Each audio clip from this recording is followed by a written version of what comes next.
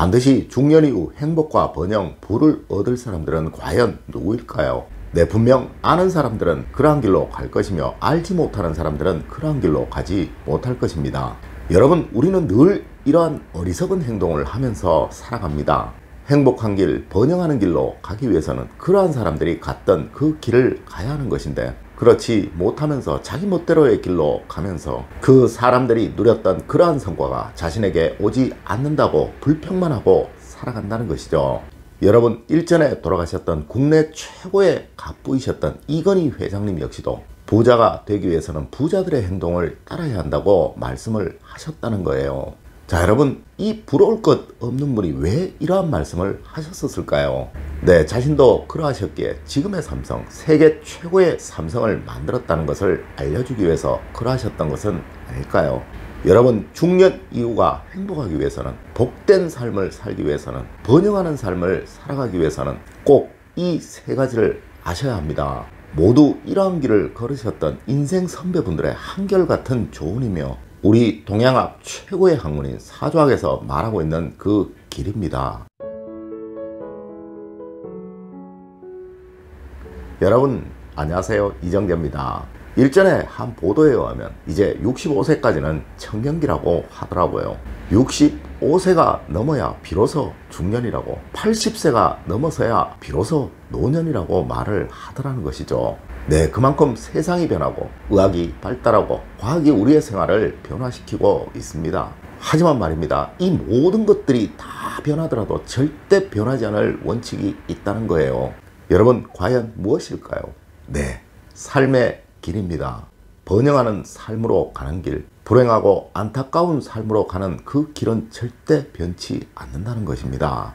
왜냐고요? 이는 이미 몇백 년 전에 이 사조학을 정립하셨던 삼봉 선생님, 퇴계 선생님이 쓰셨던 그 글에 나와 있는 것과 지금 그러한 삶을 살아가고 있는 사람들의 이야기가 하나도 다르지 않기에 그러한 것입니다. 네, 아마 이는 영원할 것입니다. 이제 알려드리는 이 세 가지 절대 잊지 마십시오. 그리고 이것을 여러분의 삶에 적용하십시오. 아마 여러분의 5년 후, 10년 후의 삶은 지금과 완전히 달라져 있을 것입니다. 네, 이는 저의 말이 아니라 그러한 길을 걸으셨던 인생 선배분들이 모두 한결같이 하셨던 말들입니다. 첫 번째로, 먼저 여러분 얼굴을 변화시켜야 합니다. 자, 여러분, 제가 사진을 몇 장 보여드리도록 하겠습니다. 여러분, 과연 부탁할 일이 있으시다면 누구에게 부탁을 하시겠습니까?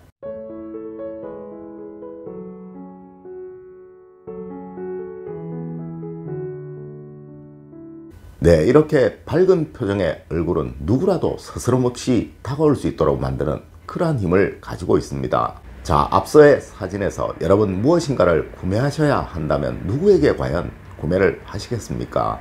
아마 여러분 모두 저와 같은 생각이실 것입니다.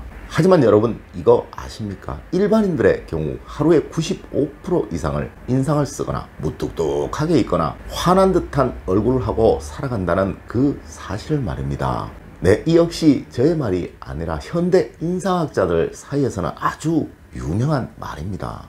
여러분, 아주 아름다운 여성들과 잘생긴 남성들이 근무하는 직종이 과연 무엇일까요? 네, 아마 스튜어디스와 스튜어드들이 근무하는 항공사라고 말하는 분들이 많으실 것입니다. 왜 이럴까요? 왜 이분들의 미모가 유독 뛰어나다고 많은 사람들이 생각을 하고 있을까요?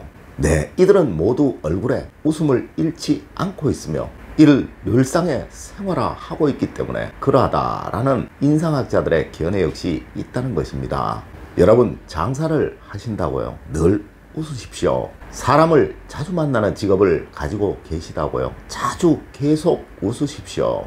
여러분, 집안이 편안하지 못하시다고요? 늘 웃으십시오. 아니면 웃기는 상황이라도 자주 만들어 내십시오.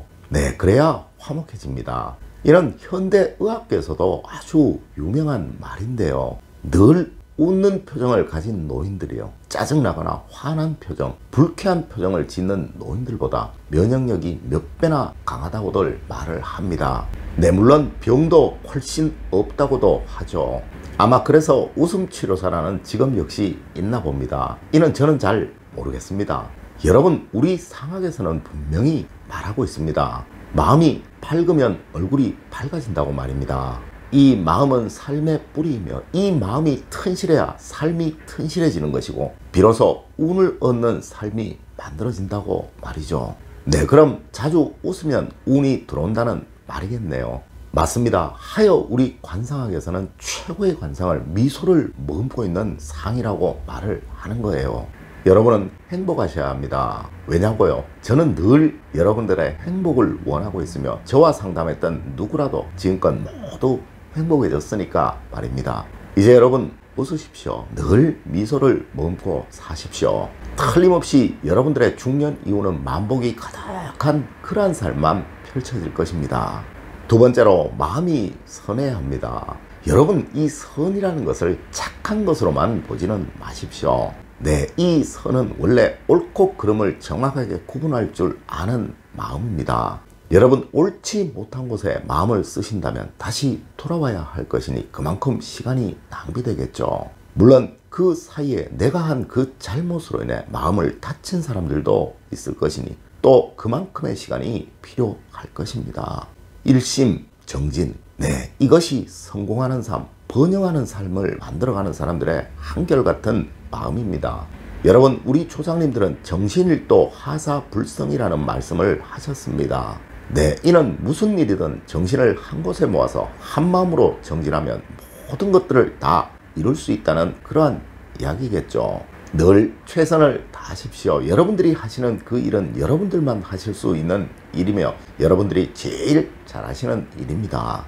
어느 심리학자는 이런 말도 하더라고요. 성공하는 사람, 번영하는 사람들은 자기의 일에 최선을 다하면서 그 일을 하기 위해서 잡다한 상식이나 부수적인 지식을 배우려고 노력을 하지만요.